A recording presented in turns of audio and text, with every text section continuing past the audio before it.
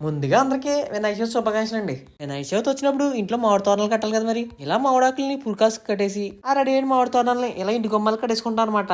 దీన్ని పాలి అంటారు. వినాయక చవితి అంటే వినాయకుడి దగ్గర కడతారు అనమాట. దీన్ని ఇలా రెడీ చేసుకుని ఆ పాలికి మా డాడీ చూడండి రకరకాల ఫ్రూట్స్ కట్టేస్తుండే. ఇలాగా పాలి రెడీ అవడం పూర్తయిన తర్వాత దాన్ని తీసుకెళ్లి దేవుడి దగ్గర కట్టేసుకున్నాం అనమాట. డాడీ అయితే మట్టి వినాయకుడిని తెచ్చారు. ఇలా అందంగా అలంకరించుకుని దాన్ని పెట్టేసుకున్నాం అనమాట. ఏ పండుగ వచ్చినా బండ్లు కూడా పండుగ వస్తుందండి. శుభ్రంగా బండ్లను నీట్ గా క్లీన్ చేస్తాం అనమాట. ఇప్పుడు ఆ బండి వేసుకుని మా ఇంట్లో ముగ్గురు మనగాళ్ళు మా ఊర్లో ఉన్న వినాయకుడి గుడి దగ్గరికి అయితే వెళ్ళిపోతున్నాం అనమాట. ఇంట్లో పూజ అయిపోయిన తర్వాత మా ఊరు దొరకంత గుడి దగ్గరికి వెళ్తాం. తర్వాత పక్కనే ఉన్న వినాయకుడి గుడి దగ్గరికి వెళ్ళిపోయి దండం పెట్టేసుకుని కొబ్బరిగా కొట్టేసాం అనమాట. ఇలాగా వినాయకుడి దగ్గర లడ్డు ఇదే. అక్కడ నుంచి మళ్ళీ మా ఊరు కుర్రలందరూ కలిపి నిలబెడుతున్న వినాయకుడి దగ్గరికి వెళ్ళిపోతున్నాం. అక్కడ ఈ పాప వాళ్ళ అన్నయ్య బొగ్గలతో భలే ముద్దుగా ఉన్నారు. వీడేమో నా మేనల్డు పెద్ద రౌడీగాడు. ముద్దెట్టు బామ్.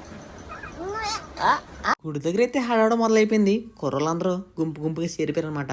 అప్పుడు పొందులు గారు పూజ చేస్తున్నారు. బయట ఏమో పెద్దోళ్ళు కుర్రోళ్ళు అందరూ కలిపి ముచ్చట్లు ఎట్టేస్తున్నారు. పూజ అవడానికి టైం పడుతుంది అని చెప్పేసి అందరూ ఫోటో షూట్లు స్టార్ట్ చేశారు. ఈడేమో తల తెగ దువ్వేస్తున్నాడు. మా మాయేమో మీసాలు తెగ సర్దేస్తున్నాడు.